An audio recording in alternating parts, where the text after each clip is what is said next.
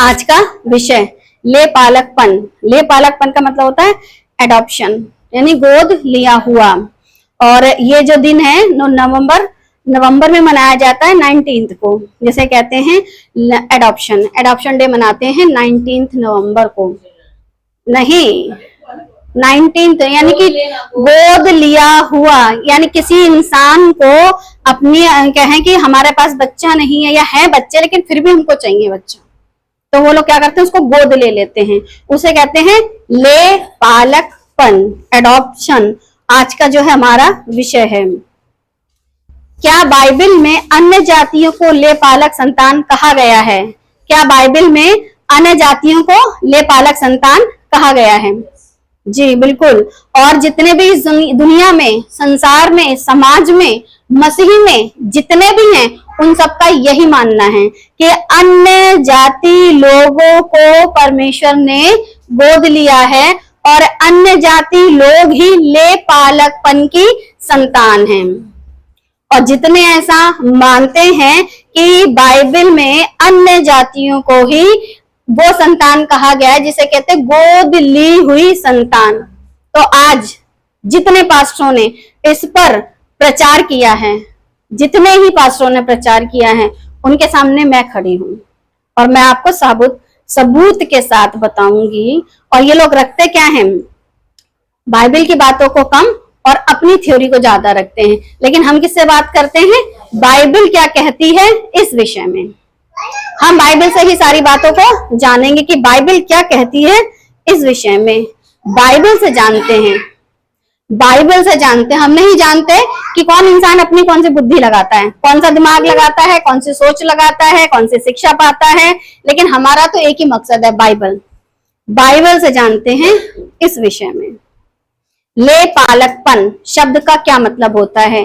पहले तो ये, क्योंकि हो सकता है बहुतों को ना पता हो, तो ग्रीक वर्ड ढूंढा और ग्रीक का अंग्रेजी जो शब्द आया वो एडॉप्शन आया, उसका हिंदी अनुवाद है गोद लिया हुआ, या फिर कहें तो पुत्रत्व, यानी कि पुत्र का अधिकार देना, जो पुत्र की स्थिति में रखे जाने की प्रक्रिया या स्थिति को संदर्भित करता है। संदर्भित करता है मतलब उसको बताता है कि तुम मेरे अब बच्चे हो, तुम मेरे अब बेटे हो। तो एडॉप्शन का मतलब ये होता है, उसका मैंने ग्रीक वर्ड भी रख दिया है और उसका अंग्रेजी शब्द भी रख दिया और उसका हिंदी शब्द भी रख दिया है, तीनों शब्द इसमें रख दिए हैं। और ये वाली आयत को रख करके सब कहते हैं, रोमियो 8:15 सब ज्यादातर इसी ही बात को लेकर के कहते हैं, क्योंकि तुमको दासत्व की आत्मा नहीं मिली कि फिर भयभीत हो, परंतु ले पालकपन की आत्मा मिली है, जिससे हम हे अब्बा, हे पिता कहकर पुकारते हैं। और ये आयत को पढ़ लिया, और जब पढ़ लिया तो फिर सबके ऊपर क्या कर दिया? चिपका दिया। अब मैं चिपकाया क्यों कहूंगी? क्योंकि आप लोग सब ये चीज मान रहे हो कि ले पालक हम जो अन्य जाति हैं हमको कहा गया है, क्योंकि तुमको दासत्व यानी गुलामी का आत्मा नहीं मिला है कि भयभीत हो, परंतु ले पालकपन यानी कि वो बच्चे होने का अधिकार मिला है, जिससे अब तुम बच्चे हो तो तुम पिता से क्या कहोगे? पापा, हे अब्बा, हे पिता कहकर पुकारते हो। ए हमारे बाप की दुआ अन्य जातियों को सिखाई कि यहूदियों को? सारे यहूदी थे, जितने भी चेले थे सब यहूदी थे, और उनको कौन सी प्रार्थना सिखाई? ए हमारे बाप, और हिंदी में हे हमारे पिता तू जो स्वर्ग में है। तो ले पालकपन की वजह से अब प्रभु को अब्बा और पिता कहकर बुलाते हैं। बाइबल की इस आयत को रखकर कितने ही पास्टर कहते आप ले पालक संतान हैं। इसी आयत को रख करके कहते हैं ना, अन्य जातियों को कहा जाता है कि आप ले पालक संतान हो, गोद ली हुई संतान हो। आपको टेंशन लेने की जरूरत नहीं है, आप तो प्रभु में वैसे ही गोद लिए हुए लोग हो, आप तो प्रभु की गोद ली हुई संतान हो, आप तो ले पालक संतान हो, ऐसा करके पास्टर बताते हैं। और आज तक हम भी यही सुनते आ रहे थे। बाइबल को सही से पढ़ने से पता चलता है पौलुस ने क्या कहा था, क्योंकि पौलुस की पत्री है ना, तो बाइबल को सही से पढ़ने से पता चलता है पौलुस ने क्या कहा था। बाइबल के उस अध्याय को पूरा पढ़ा करो, जिस विषय में बात चल रही होती है ना, उस अध्याय को पूरा पढ़ा करो। पहला अध्याय, दूसरा अध्याय, तीसरा अध्याय, उसको आपको पूरा पढ़ना है। ये नहीं बीच में से कुछ भी लिया और थोप दिया, और जब बीच में से जो लोग लेके थोपते हैं ना, वहां समस्या आती है। ले पालकपन बाइबिल की रोमियो की पुस्तक से जानेंगे। बाइबिल की जो रोमियो की पुस्तक है उससे हम जानेंगे ले पालकपन को। रोमियो 9 का 1, मैंने रोमियो की जो है अध्याय 9, लेकिन वचन कौन सा रखा है? 1 से शुरुआत की है। मैं मसीह में सच कहता हूं। क्या पौलुस झूठ बोलता था? इसका मतलब पौलुस सच कह रहा है। पौलुस की बातों को मानोगे कि पास्टर की बातों को? ठीक है। मैं मसीह में सच कहता हूँ, झूठ नहीं बोलता। मेरा विवेक भी पवित्र आत्मा में गवाही देता है। मेरा विवेक मतलब वो अंतरात्मा से भी कहता है कि गवाही देता है, मुझे बड़ा शोक है और मेरा मन सदा दुखता रहता है। उसको बहुत तकलीफ है। किससे? क्योंकि मैं यहां तक चाहता था कि अपने भाइयों के लिए, और ये अपने भाई का मतलब होता है जो शरीर के भाव से मेरे कुटुंबी है। शरीर का भाव मतलब जो मैं यहूदी हूं, तो ये जो मेरे यहूदी भाई हैं। तो अब ये जो बातचीत चल रही है, अन्य जातियों से कह रहा है या यहूदियों से? ठीक है, मेरे कुटुंबी हैं, आप ही मसीह से श्रापित और अलग हो जाता। तो इतनी तकलीफ है अपने उन यहूदी भाइयों के लिए, उन इजरायली भाइयों के लिए, उन बिन्यामीन का गोत्र और उसके अलावा भी बहुत सारे जो गोत्र थे, उन सभी को रखते हुए पौलुस को बड़ी चिंता है। और कहता है जो शरीर के भाव से मेरे भाई, मतलब मेरे जाति, अन्य जाति की बात नहीं चल रही है यहाँ पर यहूदियों की बात चल रही है। तो अब आपको समझ में आ रहा है, जब पहली आयत से आपने पढ़ा है तो यहाँ पर आता है मेरे कुटुंबी, मतलब यहूदी लोगों के लिए बात चल रही है। अब रोमियो 9 का 4, वे इजरायली हैं। अब जब आप ये शब्द पढ़ोगे ना, वे इजरायली हैं और ले पालक का अधिकार, ले पालक का अधिकार। अगर इजरायली हैं तो ले पालक का अधिकार किसका है? तो फिर कैसे कह दिया कि अन्य जातियों का है? कैसे ये पास्टर्स पढ़ रहे हैं? कैसे ये पास्टर पढ़ते हैं बाइबल को और पढ़ने के बाद इनकी आंखें खराब हैं क्या, जो बातों को सही से नहीं पढ़ पाते हैं? देखा, वे इजरायली हैं और ले पालक का अधिकार, महिमा, वाचाएं, व्यवस्था, उपासना और प्रतिज्ञाएं उन्हीं की हैं। ये बताओ अन्य जातियों को कब अधिकार मिला? अन्य जातियों को कब महिमा मिली? अन्य जातियों को कब वाचाएं सौंपी गई, जिन्हें कहते हैं 10 आज्ञा की 2 पटियां? क्या अन्य जातियों को मिली? तो फिर ले पालक का अधिकार आपका कैसे हो गया? कैसे हो गया? फिर अभी तो थोड़ी देर पहले क्या चल रहा था?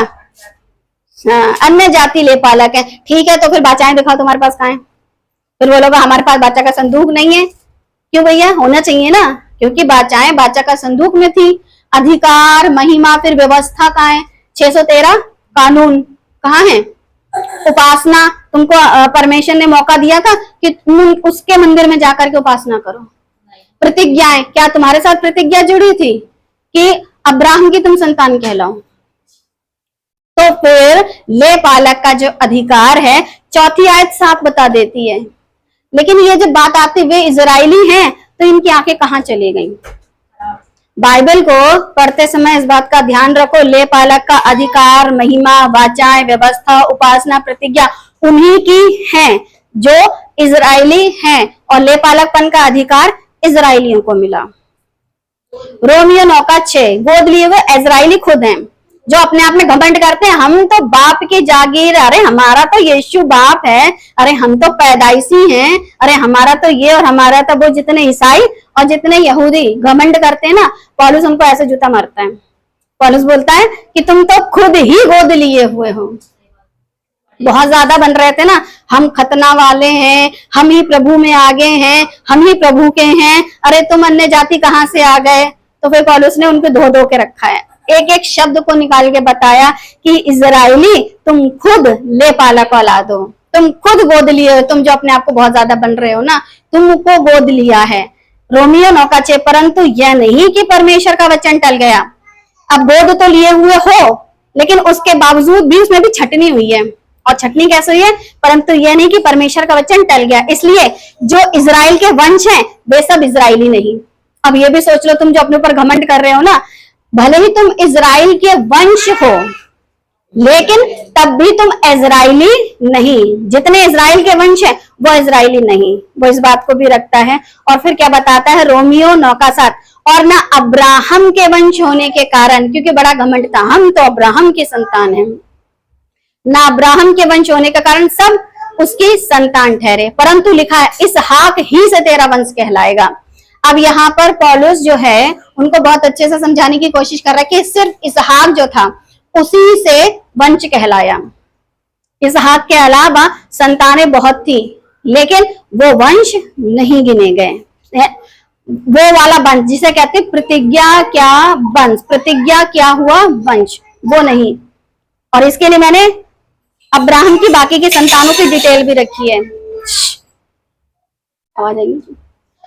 पहला इतिहास 1:28, अब्राहम के पुत्र थे इसहाक और इस्माइल, लेकिन वंश किससे चला? इसहाक से। इस्माइल नहीं गिना गया प्रतिज्ञा में। फिर पहला इतिहास 1:32 में कतूरा जो अब्राहम की रखैली थी उसके ये पुत्र हुए, जिसमें जिमरान, योक्षान, मदान, मिघान, इशबान, सुह उत्पन्न हुए। योक्षान के पुत्र सबा और ददान। इतने सारे बच्चे होने के बावजूद भी एक का नाम भी कहलाए तो वो अब्राहम की संतान, लेकिन प्रतिज्ञा की संतान कोई भी नहीं। इस्माइल से लेकर के कतूरा के सारे बच्चे, और इस्माइल की माता थी हाजिरा। इनमें से कोई भी सिवाय इसहाक के इजराइली नहीं कहलाए। तुम जो अपने आप को बड़े भारी ईसाई कहते फिरते हो ना, तुम भी नहीं कहलाओगे, क्योंकि प्रतिज्ञा की संतान अलग है और शरीर से पैदा हुई संतान अलग है। रोमियो 9:8 अर्थात शरीर की संतान। अब ये जितनी भी संतानें थी सब शरीर की थी। अब्राहम भी तो शरीर से ही पैदा हुआ था। अब्राहम का जो बेटा है इसहाक, वो भी शरीर से पैदा हुआ था, लेकिन उसके साथ परमेश्वर ने प्रतिज्ञा की थी। लिखा ना, अर्थात शरीर के संतान परमेश्वर की संतान नहीं, परंतु प्रतिज्ञा की संतान वंश गिने जाते हैं। तो जिसके साथ प्रतिज्ञा की वो वंश गिना गया, क्योंकि प्रतिज्ञा का वचन यह है कि मैं इस समय के अनुसार आऊंगा और सारा का एक पुत्र होगा। सारा का एक पुत्र होगा, सिर्फ सारा से एक पुत्र, और सारा का जो पुत्र है वही क्या कहलाया? प्रतिज्ञा की संतान। तो जितने इजराइली, जितने शास्त्री फरीसी और जितने यहूदी खुद के कॉलर उठा के घमंड करते थे और कहते थे कि प्रभु सिर्फ हमारी बपौती है, हमारे मंदिर में अन्य जाति कैसे आ गए, हमारे व्यवस्था को अन्य जाति कैसे मान रहे, हमारा प्रभु को ये अन्य जाति लोग क्यों उसमें टांग अड़ा रहे हैं, सबके सब लोगों को उसने बता दिया। भले ही तुम अपने आप को कितना ही कहते रहो, लेकिन जैसे इसहाक चुना हुआ था वैसे ही जो सिर्फ चुने हुए वही प्रभु के हैं। दासी यानी रखैली की संतान वंश में गिने जाते हैं? नहीं। लिखा है प्रतिज्ञा की संतान नहीं है ना। देखो, दासी और रखैली की संतान वंश में गिने जाते हैं, वंश में गिने जाते हैं, क्योंकि अभी मैंने पूरी उनकी इतिहास की वंशावली दिखाई है, लेकिन प्रतिज्ञा की संतान नहीं है। वो जो वंशावली है उसमें डिटेल तो उनकी दी है, लेकिन उनके साथ परमेश्वर ने प्रतिज्ञा नहीं रखी है, क्योंकि वो प्रतिज्ञा की संतान नहीं है। क्या रिबका दासी थी या पत्नी थी? रिबका जो थी इसहाक की क्या थी? आपका जवाब होगा पत्नी। अब जब रिबका पत्नी थी, और फिर भी रोमियो 9:10 बताता है केवल यह नहीं कि परंतु जब रिबका भी अर्थात हमारे पिता इसहाक से गर्भवती थी। अब रिबका जो थी वो तो पत्नी थी, बाकी के तो रखैलियां थी, लेकिन रिबका तो पत्नी थी। और हमारे पिता, और वो हमारे पिता क्यों कह रहे हैं? क्योंकि वो खुद यहूदी है जिसका नाम है पौलुस, इसलिए वो कहता है हमारे पिता इसहाक से गर्भवती थी। रोमियो 9:11 और अभी तक ना तो बालक जन्मे थे और ना उन्होंने कुछ भला या बुरा किया था। ना तो बच्चों ने कुछ भला किया ना बुरा किया, क्योंकि वो अभी तक माँ के पेट में थे। और तब भी परमेश्वर क्या कहते हैं? इसलिए कि परमेश्वर की मनसा जो उसके चुन लेने के अनुसार है, कर्मों के कारण नहीं, परंतु बुलाने वाले पर बनी रहे। तो परमेश्वर ने 2 बेटे माँ के गर्भ में, लेकिन दोनों में से एक को बुलाया।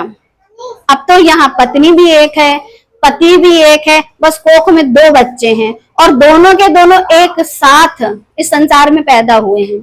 और उसके बावजूद भी क्या है? इसलिए कि परमेश्वर की मनसा जो उसके चुन लेने के अनुसार है। तो तुम जो सोचते हो ना कि हम पैदाइशी ईसाई हैं, परमेश्वर का चुनना जरूरी है। और परमेश्वर ने 2 भाई जो कि एक ही गर्भ में थे, उनमें से एक को चुन लिया। आपके धार्मिकता के काम, भला या बुरा करने से आप परमेश्वर के प्रिय या अप्रिय नहीं हुए। ऐसा उन इजराइलियों को सिखाया गया है और ऐसा ही आज ईसाइयों को, क्योंकि बहुत से ईसाई कहते हैं अरे हम तो जन्मजात ईसाई हैं, हम तो खानदानी ईसाई हैं, हमारा तो खानदान जो है कई पीढ़ियों से ईसाई है। होगा, अब्राहम से तो शुरुआत हुई थी, इसहाक से शुरुआत हुई थी, लेकिन चुना हुआ तो नहीं था वो वंश, चुना हुआ वही जिसके साथ परमेश्वर ने प्रतिज्ञा की, और जिसके साथ प्रतिज्ञा की वो उसका प्रिय, और जिसके साथ प्रतिज्ञा नहीं वो अप्रिय।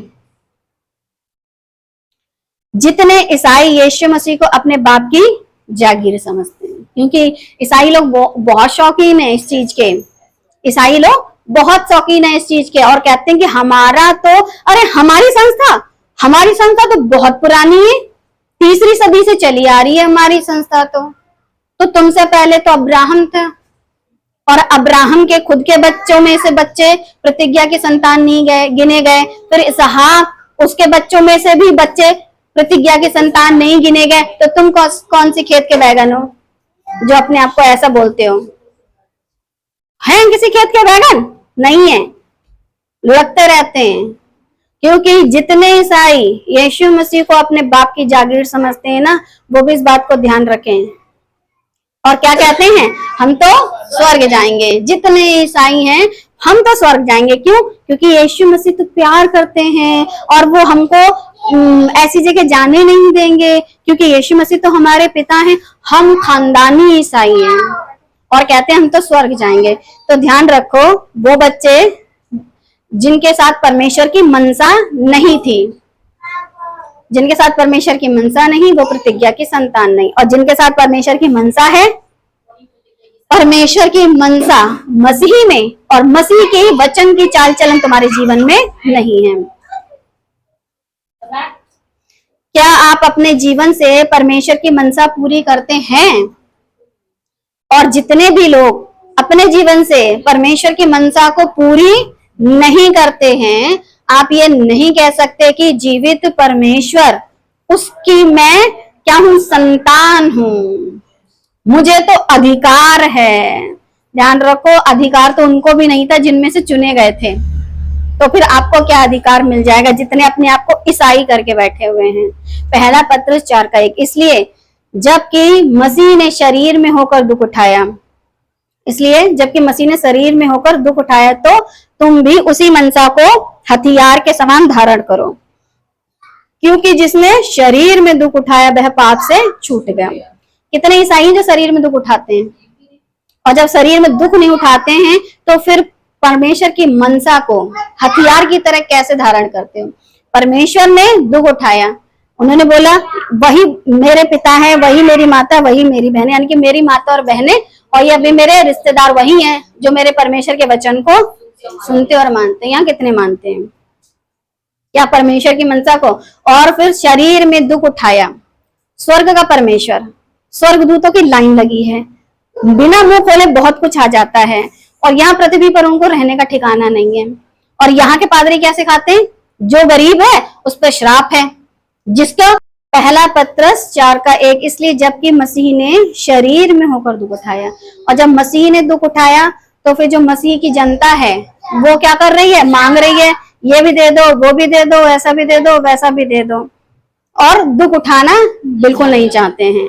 ना तो उसकी मनसा को समझते हैं और ना ही उस मनसा के हथियारों को समझते हैं, क्योंकि जिसने शरीर में दुख उठाया वह पाप से छूट गया। और जो अपनी शरीर की ऐश और आराम, इच्छाओं को, मर्जी को, जरूरत को और जाने क्या क्या चीजों को पूरी करने में लगा रहता है, वो पाप से कभी छूट नहीं सकता, वो कहीं ना कहीं उस पाप में बना रहेगा। पहला पत्रस 4:2, ताकि भविष्य में अपना से शारीरिक जीवन, अगर पाप से एक बार छूट गए तो जो बचा हुआ आपका जीवन है, आपका जो शारीरिक जीवन है, मनुष्यों की अभिलाषाओं के अनुसार नहीं, तब आप किसी भी इंसान की अभिलाषा, इच्छा के अनुसार नहीं, वरन परमेश्वर की क्या है, इच्छा के अनुसार व्यतीत करें। आप परमेश्वर की इच्छा के अनुसार व्यतीत करें। और परमेश्वर की इच्छा क्या है? परमेश्वर की इच्छा क्या है? पहला पत्रस 4:2, ताकि भविष्य में अपना से शारीरिक जीवन मनुष्यों की अभिलाषाओं के अनुसार नहीं। यदि आप चाहते हैं कि अपना जो आपका बचा हुआ जीवन है, यानी जब प्रभु मिल गया, प्रभु का वचन मिल गया, प्रभु की सच्चाई मिल गई, प्रभु की आज्ञाएं मिल गई, उसके बाद आपने प्रभु को अपना लिया, मन फिरा लिया, उसके बाद का जो आपका बचा हुआ जीवन है वो अपनी अभिलाषाओं के अनुसार मत व्यतीत करो, वरन परमेश्वर की इच्छा के अनुसार व्यतीत करो। और परमेश्वर की इच्छा हमें कब पता चलेगी? जब हम उसका वचन पढ़ेंगे कि परमेश्वर की इच्छा क्या है। और परमेश्वर की इच्छा ये कहती है कि मेरी प्रजा नाश हो रही है और मैं किसी के नाश होने से प्रसन्न नहीं होता। तो जब कोई नाश हो रहा है, क्योंकि उस तक आपने अभी तक अनुग्रह की बातें, अनंत जीवन की बातें, छुटकारे की बातें, उद्धार की बातें नहीं पहुंचाई। अभी तक आप उसको सिर्फ सांसारिक ज्ञान दे रहे थे। आप लोग भी जो चर्च में जाया करते थे, संसारिक ज्ञान पाया। हम भी जो चर्च जाते थे, संसारिक ज्ञान पाया। कहाँ परमेश्वर की इच्छा के अनुसार हम काम कर रहे थे? जब परमेश्वर की इच्छा को जाना तो उसके अनुसार जीवन बिताया और उसके अनुसार काम कर रहे हैं। रोमियो 9:12। अब जो परमेश्वर का जो सेवक है, जो बता रहा था इसहाक के विषय में कि जो चुना हुआ है वही क्या कहलाएगा? प्रतिज्ञा की संतान। वो बात को रखते रखते रखते कहां तक पहुंचा है? इसहाक और उसके दोनों बेटों पर। उसने कहा जेठा छोटे का दास होगा। लिखा ना कि अभी तक बालक उत्पन्न नहीं हुए थे, लेकिन फिर भी उसमें यह आ गया कि जो बड़ा है वो छोटे का दास होगा। अब उनकी स्टोरी क्या, जब वो पैदा हो रहे थे तो टांग पकड़ के खींचा, फिर दूसरा वाला बाहर आया, फिर छोटा वाला आया। इस तरीके से क्या हुआ? जो जेठा था वो छोटे का दास हो गया। और ये स्टोरी आप लोगों को पता ही होगी। परमेश्वर जिसके साथ प्रतिज्ञा रखते हैं वो चुना हुआ है। जिसके साथ परमेश्वर की प्रतिज्ञा नहीं है वो परमेश्वर का चुना हुआ नहीं है। भले उसकी माँ एक हो, बाप एक हो, कोख एक हो, लेकिन चुना हुआ वही जिससे परमेश्वर ने प्रतिज्ञा रखी है। रोमियो 9:13 जैसा लिखा है, मैंने याकूब से प्रेम किया परंतु एसाव को अप्रिय जाना। तो अब ये परमेश्वर की मर्जी, जिससे वो प्रेम कर लेते हैं उसको क्या रखते हैं? अपना प्रिय बना लेते हैं। और जिससे उनको प्रेम नहीं है वो कैसे हैं? अप्रिय। तो जितने उन दिनों के इजरायली, यहूदी, आज के ईसाई अपने आप को कहते हैं, अगर परमेश्वर के प्रिय नहीं हो तो परमेश्वर अपनी संतान आपको नहीं बनाएगा। और परमेश्वर उनको प्रिय बनाता है जिनके जो मन होते हैं वो परमेश्वर के लिए जागृत रहते हैं। याकूब के अंदर ऐसा क्या देखा परमेश्वर ने? जबकि उसके विषय में लिखा है अड़ंगा मारने वाला, ठीक है, और दूसरे के आशीर्वाद को चुराने वाला। लेकिन उसके अंदर क्या था? एक ललक थी आगे बढ़ने की, कुछ करने की। और जिससे मोहब्बत करता था उसके लिए इसने मेहनत भी की। और अपने भाई को मारना नहीं चाहा, अपने भाई के लिए गिफ्ट लेकर के गए। जब भाई दुश्मन बना तो किसी को नाश करने की इसके अंदर मनसा नहीं थी। और उसका खुद का लड़का जब बुरा निकला तो उसका पहलौठे का अधिकार नहीं दिया। आप समझ सकते हो कि कैसा व्यक्ति था? सच्चा और खरा और ईमानदार। इसके अंदर सच्चाई, खराई, ईमानदारी नजर आई। और ऐसे इंसान को परमेश्वर पहले से जानते कि इसका मन कैसा है, तो परमेश्वर ने तो प्रेम किया। दूसरी तरफ एसाव, मेरा पिता नफरत करता है जिन जातियों से, उन्हीं की लड़की ब्याहूंगा और अपने बाप को इतना मक्खन लगाऊंगा कि वो सारी जायदाद मेरे नाम कर दे। मतलब इसके अंदर कपट, झूठ, लालच, चोरी, चकारी, सब बुरी बात। मतलब इतना नाराज हो गया था, सिर्फ अधिकार लिया था, वो भी क्या था? खाने पीने से। मारने को तैयार था। माँ बाप ने छोटे वाले लड़के से कहा जाओ, क्योंकि वरना तुम्हारा भाई तुम्हें मार डालेगा। तो खून करना, गुस्सा दिखाना, नाराजगी दिखाना। और ऐसा तो इजरायलियों ने करा यीशु के साथ। यीशु के साथ इजरायलियों ने भी तो यही किया। तो फिर तुम कैसे हो गए प्रतिज्ञा की संतान? यीशु प्रतिज्ञा की संतान और तुम एसाव की तरह अप्रियजन। और क्या कर रहे हैं? हम तो धर्म के ठेकेदार हैं। आज जितने भी ईसाई और पादरी है ना, और खुद को कहते हैं हम धर्म के ठेकेदार हैं, हम जो चर्च वाले हैं, तुम सब एसाव हो क्योंकि तुम अप्रिय हो। अगर परमेश्वर के प्रिय होते ना तो लोगों को बचाते, लूटने के नए नए ट्रिक नहीं अपनाते। चर्च के लोगों को लूटने के नए नए तरीके अपनाते हैं ये लोग। रोमियो 9:20 हे मनुष्य भला तू कौन है? क्योंकि जब कुछ लोग कहते हैं कि अच्छा इसका मतलब तुम्हारा जो परमेश्वर है वो पक्षपाती है, क्योंकि एक पेट में दो बच्चे थे, एक को चुन लिया और एक को अप्रिय जान लिया। तो इसका मतलब है तुम्हारा जो प्रभु है वो पक्षपाती है, पक्ष करता है। तो पौलुस समझाता है कि हे मनुष्य, भला तू कौन है? अब इंसान तुम कौन हो जो परमेश्वर का सामना करता है? तुम्हें हिम्मत है परमेश्वर का सामना करने की? क्या गढ़ी हुई वस्तु गढ़ने वाले से कह सकती है तूने मुझे ऐसा क्यों बनाया? जो दुनिया में जितनी भी मिट्टी के पात्र हैं वो चिल्ला चिल्ला के बोलते हैं। अभी रिसेंटली एक पात्र बनाया गया बड़ा तगड़ा तंदुरुस्त, उसने बोला मुझे काहे डुबा दिया, मुझे मत डुबाते, इतने सालों से इससे समय से रखा, खिलाया पिलाया फिर डुबाया। ऐसे तो बहुत सारे पात्र हैं, क्या वो कहते हैं कभी? आराम से रखते हैं, फिर खिलाते पिलाते हैं, फिर डुबा देते हैं, वो तो कभी नहीं चिल्लाते। तुम्हारा प्रभु तो फिर भी तुम्हारे साथ ऐसा नहीं करता, खिला रहा है, पिला रहा है, समझा रहा है, मौका दे रहा है, अभी तक डुबाया नहीं है। पिछले वालों को डुबा दिया था, अभी तक जलाया नहीं है, इन वालों को जलाया जाएगा। लेकिन एक टाइम पर क्या करता है प्रभु वो है जो गढ़ता है और आप गढ़ी हुई वस्तु फिर भी सामना कर रहे हो। क्या कुम्हार को मिट्टी पर अधिकार नहीं कि एक ही लोंदे से एक बर्तन आदर के लिए और दूसरे को अनादर के लिए बनाए? अब जो बर्तन परमेश्वर ने बनाए आदर और अनादर के लिए, इसमें परमेश्वर की गलती नहीं है, परमेश्वर की गलती नहीं है। क्या कुम्हार को मिट्टी पर अधिकार नहीं कि एक ही लोंदे से एक बर्तन आदर के लिए और दूसरे को अनादर के लिए बनाए? बनाता है, एक बर्तन आदर के लिए बनाता है, एक अनादर के लिए बनाता है। हमको बड़ा शौक चढ़ा रहता है, अरे प्रभु तूने हमें ऐसा क्यों कर दिया, उसको क्यों चुन लिया, मुझे क्यों छोड़ दिया, इसको ऐसा क्यों कर दिया, उसको वैसा क्यों कर दिया। तुम जानते हो तुम हो कौन? मिट्टी। मिट्टी परमेश्वर से क्या कर रही है? और हम वो मिट्टी भी नहीं है कि अगर हम सुधरे ना तो प्रभु हमें मौका ना दे। वो इंसान है क्योंकि प्रभु ने अपना दम दिया है, अपना आत्मा दिया है और मौका भी देते हैं वो। रोमियो 9:22 कि परमेश्वर ने अपना क्रोध दिखाने और अपनी सामर्थ्य प्रकट करने की इच्छा से क्रोध के बर्तनों की जो विनाश के लिए तैयार किए गए थे बड़े धीरज से सही। परमेश्वर जो क्रोध दिलाने वाले बर्तन है उनके क्या करते हैं? बड़े धीरज से सहते हैं। और जिसमें मैंने राजा सुलेमान टाइप का बंदा डाला है, बड़े धीरज से क्यों सह रहे हैं? मौका दे रहे हैं। जैसे राजा फिरौन को मौका दिया, सुलेमान को मौका दिया, दाऊद को मौका दिया और बहुत से लोगों को मौका दिया। आज बहुत से ईसाइयों को प्रभु मौका दे रहे हैं और सह रहे हैं इनकी। ऐसा नहीं इन्हें मार डाला, ऐसा नहीं इनको सुख सुविधाएं नहीं दी हैं, ऐसा नहीं सूरज चांद तारे इन पर नहीं उगते, और ऐसा नहीं इनके घर, इनकी तिजोरियां पैसों से भरी नहीं है, बहुत ज्यादा भरी हुई है। सब कुछ देने के बाद इनको अच्छे से अच्छा दिया जाता है, बढ़िया से बढ़िया दिया जाता है। और पौलुस क्या बोलता है? हम क्या है? खुरचन, हम जगत की खुरचन है और ये वो ऊपर की बिरयानी है, ये ऊपर की बिरयानी है जिसमें मीट ऊपर तैरता है। और पौलुस जो प्रभु का अरे वो आपको क्या पता, रियल में कुछ नहीं, ऐसा नहीं होता।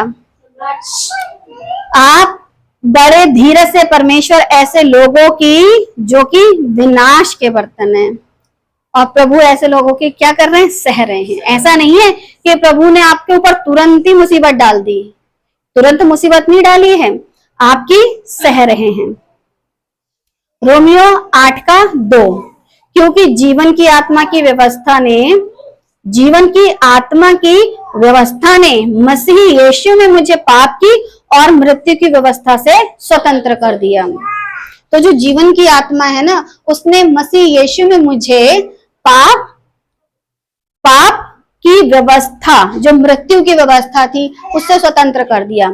जो मनुष्य व्यवस्था पर आज भी मन लगाते हैं, ध्यान रखो वो व्यवस्था मृत्यु की है। और जो यीशु मसीह में अपने पापों को मान करके छोड़ देते हैं, उनको क्या मिलता है? जीवन। तो मानो व्यवस्था को, 2 दशमांश करो, सवात, जितना करना है करो, क्योंकि अगर व्यवस्था का मानने वाला किसी एक भी व्यवस्था में चूक जाता है तो वो सब में दोषी ठहरता। लेकिन हमारे को प्रभु यीशु मसीह में क्या है? अगर गलती हो जाती है, गुनाह नहीं, गलती हो जाती है, तो उसकी माफी है। तो यीशु मसीह ने मुझे पाप की और मृत्यु की व्यवस्था से स्वतंत्र कर दिया। लेकिन जो लोग व्यवस्था को मानते वो आज भी मृत्यु में फंसे हुए हैं।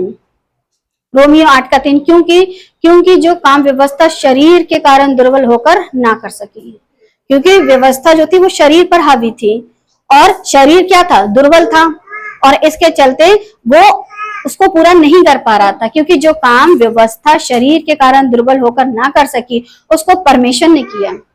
व्यवस्था को पूरा नहीं कर पा रहे थे ये, तो उसको परमेश्वर ने किया। परमेश्वर ने किया अर्थात अपने ही पुत्र को पाप में शरीर की समानता में और पाप के बलिदान होने के लिए भेजकर शरीर में पाप पर दंड की आज्ञा दी। यीशु के शरीर में दंड की आज्ञा, और आपको क्या मिल गया? अनंत जीवन। तो जो यीशु मसीह प्रतिज्ञा की संतान है, अरे तेरी चे चे पे पे,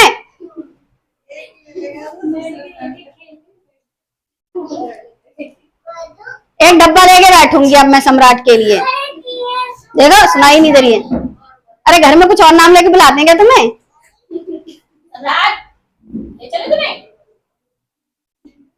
ऐसे ही आंखें बंद नहीं करो, मुंह बंद करो।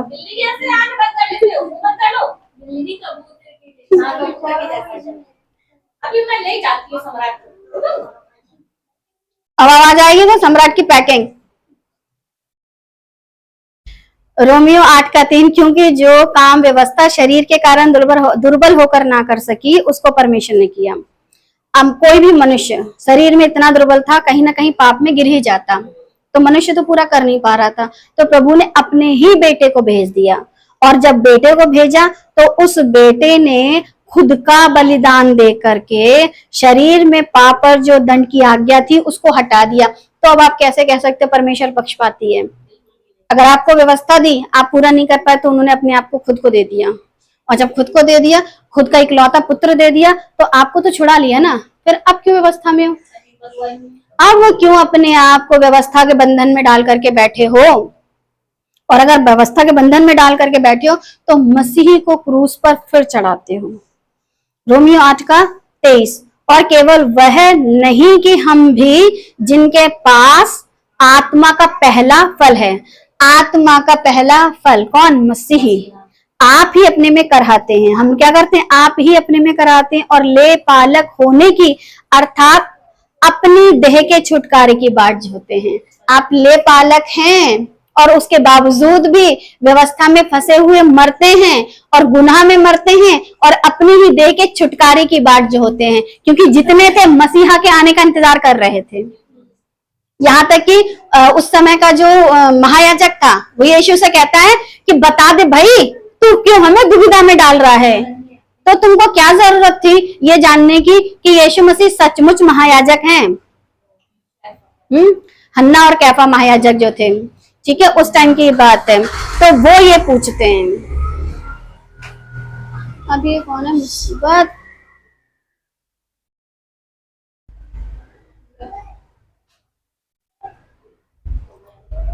अगर आप परमेश्वर में अपने आप को कह रहे हो, जिनसे बात कर रहा है पौलुस यहूदी, तो ठीक है, अगर आप ले पालक संतान हो तो फिर अपनी देह में व्यवस्था के कारण करहा क्यों रहे थे? तकलीफों में क्यों थे? आपको तो स्वतंत्र होना था ना। मसीहा के आने की बाट क्यों जो हो रहे थे कि कोई आए हमको पापों से छुटकारा दे? क्यों व्यवस्था थी नहीं तुम्हारे पास? अगर तुम इतने ही व्यवस्था वाले हो और इतनी व्यवस्था को मानने वाले थे तो फिर मसीहा का इंतजार क्यों?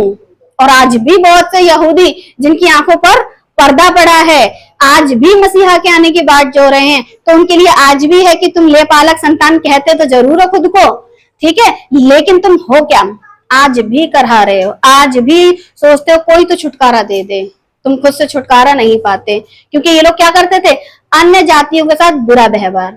फिर पौलुस ने इनके पूरे खानदान की लिस्ट निकाल के दे दी कि ले पालक वो नहीं है, ले पालक तुम हो, तुम खुद गोद लिए हो। तुम अपने आप को बड़े भारी ज्ञानी समझते हो ना, तुमको खुद गोद लिया हुआ है। क्योंकि अब्राहम जब चुना गया था उससे पहले सब टोटल मूर्ति पूजक थे, सब संसार में थे, संसारिकता में थे, पाप में जीवन व्यतीत कर रहे थे, सबके अंदर पाप भरा पड़ा था। तब वहां से परमेश्वर ने एक मनुष्य को चुना, तो तुम खुद गोद लिए हो। बाइबल की गलतियों की पुस्तक से ले पालक के विषय में जानेंगे। अभी रोमियो की पत्री से जाना, रोमियो की पुस्तक से जाना, अब गलातियों की पुस्तक से जानेंगे।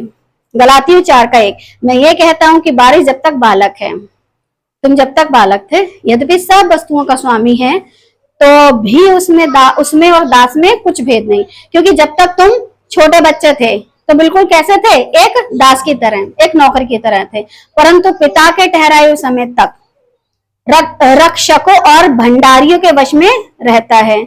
जब तक पिता ने ठहराया होता है तब तक जो रक्षक होते हैं, भंडारी होते हैं, बालक अगर राजा की उम्र का नहीं है, जैसे एक मैच्योर लड़का नहीं है, तब तक उसको राजा का पद नहीं देते।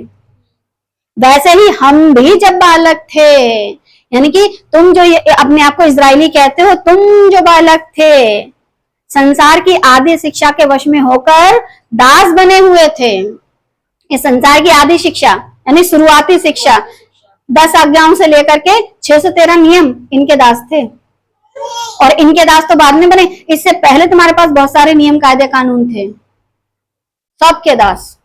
और जब तुम इन सबके दास थे तो कैसे कहते हो कि मैं स्वतंत्र हूँ? यीशु मसीह से कहते हैं हम किसी के दास नहीं हुए। शास्त्री फरीसी यीशु मसीह से बोलते हैं हम तो अब्राहम की संतान हैं, हम किसी के दास नहीं हुए। पौलुस बता रहा है उनको, आदि शिक्षा के वश में होकर दास बने हुए थे। शुरुआती शिक्षाओं से तुम उन सब में क्या कर रहे हो, गुलामी, दास। गलतियों 4:4, परंतु जब समय पूरा हुआ, जब मसीहा के आने का टाइम पूरा हुआ, तो परमेश्वर ने अपने पुत्र को भेजा, प्रभु ने अपने बेटे को भेजा, जो स्त्री से जन्मा, जिसकी काउंटिंग भूल जाते हैं, जो स्त्री से जन्मा और व्यवस्था के अधीन उत्पन्न हुआ। इसीलिए मैं बताती हूँ कि यीशु मसीह कब पैदा हुए थे, व्यवस्था के अधीन उत्पन्न हुआ। और जो व्यवस्था के अधीन उत्पन्न हुआ है वो उसी समय में उत्पन्न हुआ, ठीक है, उसी ही समय में उत्पन्न हुआ है। जैसे पहला आदम और अंतिम आदम, इसी बात को तो रखते उसने बोला है, पहला आदम स्टार्टिंग में, अंतिम आदम उसी के एंड में। तो जो स्त्री से जन्मा, इसी वजह से 14 मरियम का नाम ले लो, 13 नहीं होंगे 14 होंगे, तो जाकर के काउंटिंग पूरी होती है। तो जो स्त्री से जन्मा, व्यवस्था के अधीन उत्पन्न हुआ, उसने आकर के तुमको छुड़ाया है। तुम तो करहा रहे थे बचपन से तकलीफ में, कोई छुड़ा ले, कोई छुड़ा ले। गलतियों 4:5, ताकि व्यवस्था के अधीनों को मोल लेकर छुड़ा ले, व्यवस्था के अधीनों को मोल लेकर छुड़ा ले। तुमको छुड़ाने आया था मसीहा। अन्य जातियों की बातें कर रहे हो, लोग कहते हैं ना कि अरे हम अन्य जातियों को, वो तो हम अलग रहे हैं, अभी हम वो भी बताएंगे। लेकिन जितने व्यवस्था के अधीन थे, उनको मोल लेकर छुड़ा ले और हमको ले पालक होने का पद मिले। हमको मतलब पौलुस और उसके साथ साथ जितने इजरायली हैं। हमको मतलब मैं नहीं, हमको मतलब जो लेखक है, लेखक अपने विषय में और अपने व्यवस्था में अधीन रहने वाले लोगों के विषय में बात कर रहे हैं। हम अन्य जातियों की बात नहीं चल रही है। तो जब हम अन्य जातियों की बात नहीं चल रही तो हम ले पालक औलाद हो कैसे गए? तो अब तक जितने आपको सिखा रहे थे उन पादरियों को मेरी मम्मी इंटरव्यू लेंगी और कहेंगे पादरी तुम इतने सालों से हमें उल्लू बना रहे थे, हमारी 60-63 साल की उम्र हो गई है और तुमने इतने सालों से हमें बेवकूफ बना के रखा है। क्या बना करके रखा है? ले पालक संतान, जो कि हम है ही नहीं, हम गोद लिए हुए नहीं हैं। ये खुद गोद लिए हुए हैं और व्यवस्था में ये करहा रहे थे और इन्हीं की छुटकारे के लिए मसीहा आया, इजराइलियों के लिए ही मसीहा आया, पालक का पद मिला। इफिसियों 1:4, जैसा उसने हमें जगत की उत्पत्ति से पहले उसमें चुन लिया, यानी मसीह में तुमको चुन लिया ना, हम उसकी सृष्टि में पवित्र और निर्दोष हो। तो आप जो यीशु मसीह में अपने आप को गिनना चाहते हो, मसीहा में खुद को गिनना चाहते हो, आपको पवित्र और निर्दोष होना पड़ेगा। जगत की उत्पत्ति से पहले मसीह को पता था इन लोगों ने पाप करना है और इनके लिए मुझे मरना है। और आदम से लेकर के मसीहा तक की वंशावली में अब्राहम, इसहाक, याकूब, इनका जिक्र है। और ये जब खुद को अब्राहम की संतान कहते हैं तो फिर पवित्र और निर्दोष कौन बनेगा? यही बनेंगे ना, इनको भी यही करना पड़ेगा। और ये क्या कहते हैं कि अरे हमारे तो बाप की बपौती है। अरे इजराइली तुम्हारे भी बाप की नहीं है, तो जितने ईसाई हैं तुम्हारे बाप की कहां से हो जाएगी? जब वो गोद लिए हुए हैं तो तुम कौन हो? इफिसियों 1:5, और अपनी इच्छा से भले अभिप्राय के अनुसार हमें अपने लिए पहले से ठहराया कि यीशु मसीह के द्वारा हम उसके ले पालक पुत्र हों, हम उसके ले पालक पुत्र हों। एक सबूत देता है कोई, दो सबूत देता है कोई, मैंने आपको कितने सारे सबूत दे दिए। इजराइली खुद ले पालक थे, ले पालक पुत्र। बार बार इफिसियों में पौलुस बता रहा है, गलतियों में पौलुस ने बताया, और रोमियो में पौलुस ने बताया। और कितना जानना चाहोगे ले पालक पुत्र के विषय में? आपको 1, 2, 3 किताबों से आपको गवाही दी गई है, पुराने नियम से भी, नए नियम से, सब पढ़वा दिया। लेकिन ले पालक पुत्र कौन है? इजराइली, यहूदी, जो कहते हैं कि अरे नहीं, हमारी तो बाप की पपौती है, वो भी गोद ली हुई संतान थे। अन्य जातियों को क्या मिला? अब सवाल ये उठता है कि अन्य जातियों को क्या मिला? उत्पत्ति 12:3, उत्पत्ति 12:3, जो तुझे आशीर्वाद दे उन्हें मैं आशीर्वाद दूंगा, और जो तुझे कोसे उसे मैं शाप दूंगा, और भूमंडल के सारे कुल तेरे द्वारा आशीष पाएंगे। हमें क्या मिली? आशीष। उनको क्या मिला? उन लोगों को क्या मिला? उनके पास पहुंची प्रतिज्ञा, हमारे पास पहुंची आशीष। और जिसको प्रभु आशीषित करे उस पर श्राप कहां से पड़े? तो अब्राहम के जरिए हम आशीषित हैं। हमें क्या जरूरत है ले पालक के अधिकार की? हमको तो फ्री ऑफ कॉस्ट सब कुछ मिल रहा है, सेत मेत में। उत्पत्ति 17:16, और ये मैं दूसरा और रख रही हूं आपके पास कि मैं उसको आशीष दूंगा, यानी कि सारा को, और तुझको उसके द्वारा एक पुत्र होगा, और मैं उसको ऐसी आशीष दूंगा कि वह जाति जाति की मूल माता हो जाएगी। जाति की नहीं, जाति जाति की। जाति जाति मतलब बहुत सारी जातियां, तो हमारी मूल माता सारा, जाति जाति की। तो जब ये आशीषित हैं तो फिर हम भी क्या हैं? फिर पादरी क्यों कहता है प्रार्थना करो, आशीष मांगो? अगर हम यहां से आशीषित हैं तो जो चीज मिल चुकी है वो चीज हमसे भीख के जैसे मंगवाते काहे हो? मांगो मांगो मांगो मांगो मांगो। अरे पहले मिल गई, पहले मिल गई, पहले मिल गई, ये तुम्हें दिखाई नहीं देता? ये चीज पहले तुम्हें सुनाई नहीं देती? अगर जाति जाति की मूल माता हमारी है और उसके द्वारा हमको आशीष मिली हुई है, राज्य लिखा, और उसके वंश में राज्य राज्य के राजा उत्पन्न होंगे। हमको जाति जाति, राज्य राज्य, और हमारा जो महाराजा मसीहा जिसने हमको क्या किया है? आशीष दी है, और उससे भीख मांगते हैं, प्रभु यीशु आशीषें दे दो, प्रभु यीशु प्रार्थना सुन लो। कैसे भिखारियों जैसी जिंदगी लोग जीने पे मजबूर कर रहे हैं। यीशु ने सब कुछ दे दिया, प्रभु ने प्रतिज्ञा दे दी, उसके बावजूद भी क्या बन रहे हैं? सब प्रार्थना में भीख मांगते हैं, और भीख मांग मांग के 40-40 दिन रोते बैठते हैं, और फिर पेट भी खाली करते हैं। आप लोग लग रहा है खाली? अब नहीं, बेकार टाइम पर उठ रहे हो। सुबह की प्रार्थना, पावरफुल प्रार्थना, 4 बजे की प्रार्थना। अरे प्रभु तो खुद चले आते हैं आशीष देने के लिए। समय असमय प्रभु सब समय आते हैं और आशीष दे के गए। एफिसियों 1:22, और सब कुछ उसके पांव के तले कर दिया, और उसे सब वस्तुओं का शिरोमणि ठहराकर कलीसिया को दे दिया। अब कलीसिया के पास क्या है? मसीहा भी तो कलीसिया का है। अगर आप कलीसिया हो तो अपने ऊपर फक्र करो, घमंड करो, क्योंकि सब कुछ इनके पैर के पास, और इन्होंने क्या दे दिया? सब कुछ कलीसिया को दे दिया। और अगर आप मसीह की देह के अंग हो, कलीसिया हो, तो भीख काहे मांग रहे हो? भीख वो मांगता है जो अधिकारी नहीं होता है, भिकारी वो होता है ना? या तो भिकारी बन जाओ या फिर अधिकारी बन जाओ। और अगर भिकारी हो तो मतलब आपको अपने ऊपर क्या है? शक है कि परमेश्वर ने कलीसिया को ये सब कुछ दिया कि नहीं दिया। और अगर अधिकारी नहीं हो तो भिकारी हो, और जितने आपसे ऐसी भीख मंगवाते हैं उन्हें खुद को नहीं पता, वो अपने आप को भले ही कितना पास्टर कह दें, बड़ी कलीसिया का बड़ा ही चमत्कारी पास्टर कह दें, लेकिन है भिखारी, क्योंकि भीख मांगने के लिए प्रैक्टिस करवाते हैं आपसे। दे दे दे दे दे दे दे दे, जबकि प्रभु कहता है कि उसके पांव तले सब कुछ कर दिया और सब वस्तुओं पर शिरोमणि यानी सर्वोपरि यानी ऊपर ठहरा करके कलीसिया को दे दिया। दिया भी किसको? तो कलीसिया को जरूरी है भिखारी बनने की, लेपालक औलाद बनने की, गोद ली औलाद बनने की।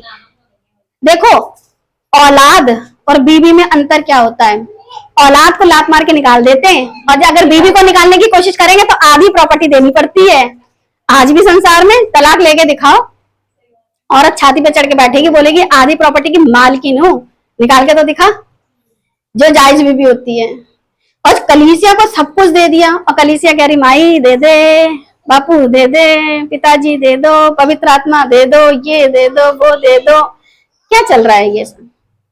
जीवित परमेश्वर ने आपको बालक नहीं बनाया, पत्नी, दुल्हन और बच्चों से कहीं बढ़कर बीबी प्यारी होती है।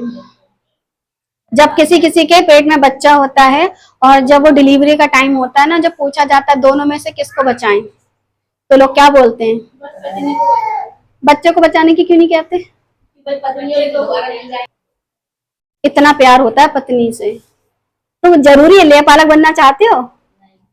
भीख मांगनी पड़ेगी। बच्चे मांगते हैं माँ बाप से, दे दे दे दे दे दे, है ना, पापा प्लीज मम्मी से कह दो ना, मम्मी प्लीज पापा से कह दो ना, ऐसे ही तो है। अच्छा बीवी का क्या काम होता है? बीवी कहती है ये जरूरत है, सुनते हो? अच्छा ठीक है सुन लिया। ऐसे तो चलता रियल लाइफ में। तो जब प्रभु ने हमको सब कुछ पहले से ही दे दिया, क्योंकि वो डिसेंट है ना, डिसेंट मैन, बढ़िया अच्छे मैनर्स वाले, द्वार पर खटखटाते हैं, जबरदस्ती घुसते नहीं है। तो वो प्रभु ने कलीसिया को सब कुछ दे दिया। इफिसियों 23, यह उसकी देह है। अब आप जो हो मसीह की खुद की देह के अंग हो। आप बहुत दूर नहीं हो, आप तो बिल्कुल अंदर हो गए, बिल्कुल नजदीक हो गए, और उसी की परिपूर्णता हो। मतलब मसीह में अगर अधूरे हैं, आप उनके साथ मिलोगे तो परिपूर्ण हो जाएंगे। जो सब में सब कुछ पूर्ण करता है। लेपालक नहीं हो, वो दुल्हन हो, वो कलीसिया हो जो सब कुछ पूर्ण करता है। और अगर पति के मर्म को पत्नी ना समझे तो फिर और कौन समझेगा? यदि आप परमेश्वर की देह के अंग हैं तो एक अंग को तकलीफ होती है, पूरी बॉडी दर्द करती है। और आप कैसे जो मसीह की देह के अंग दुख रहे हैं और आप उन्हें लूट रहे हो? हाथ काट के लाओ मगर लाओ, पैर काट के लाओ मगर लाओ। अरे तुम्हारी खुद की देह है, काटते हो कभी? तुम मसीह के देह के खुद को अंग कहते हो और एक एक को काट के और एक एक को लूट के खा रहे हो। कैसे खा सकते हो? डर भी नहीं लगता, दर्द में दर्द नहीं होता। तभी तो ऐसे को भेड़िए कहा गया है, नोच नोच के खा रहे हैं। वो भी किसकी देह को? मसीह की देह को। अब जिसकी देह को नोच के खा रहे हैं वो क्या करेगा ऐसों के साथ? परमेश्वर ऐसा को क्या करेंगे? आइए लास्ट है कुलूसियों 1:18, वही देह अर्थात कलीसिया का सिर है। वही देह अर्थात कलीसिया का सिर कौन है? मसीही। वही आदि से यानी शुरुआत से मरे हुओं में से जी उठने वालों में पहलौठा। और जो मर करके जी उठने वालों में पहलौठा है कि सब बातों में वही प्रधान ठहरे। और जब वो प्रधान है और कलीसिया जो है उसकी देह का अंग है, तो कलीसिया को लेपालक होने की जरूरत नहीं है। कलीसिया बॉडी ऑफ क्राइस्ट है। और इजराइली क्या हुए? लेपालक संतान, औलाद। हम औलाद की गिनती में नहीं आते, पत्नी के अंग की गिनती में आते हैं। तो बहुत ज्यादा महत्वपूर्ण है। भी क्यों मांग रहे हैं फिर? कुल मिला के यही कहूंगी कि जब आप मसीह की देह के अंग हो, अधिकारी हो, तो भिखारियों वाले काम छोड़ दो। हाँ, लेकिन पत्नी सिर्फ अपने ही पति की होती है। और अगर अपने पति को छोड़ दर दर भटकती फिरे तो फिर वो व्यभिचारिणी बन जाती है। अगर यीशु प्रभु है ना तो उसी को प्रभु मानो। और यीशु ने बोला मूर्ति पूजा नहीं करनी, तो मूर्तियां क्यों रख के बैठे हो? रोजरी काहे को पढ़ते हो? और तरह के रीति रिवाज क्यों अपना करके बैठे हो? और बार बार गड़े मुर्दे उखाड़ते हो यीशु को बार बार क्रूस पे चढ़ा करके, क्योंकि व्यवस्था का पालन कर रहे हो ना। तो जो ये हरकतें कर रहे हैं वो प्रभु के साथ अपना रिश्ता सही नहीं रख रहे। और जिसका रिश्ता सही नहीं वो प्रभु के साथ जी उठेगा भी नहीं। अनंत जीवन पाने के लिए नहीं जी उठेंगे। परमेश्वर के क्रोध कमा रहे हैं। सो परमेश्वर हम सभी को, आप सभी को बुद्धि दे कि हम ले पालक नहीं लेकिन पत्नी, शरीर में मसीह की देह के अंग हैं।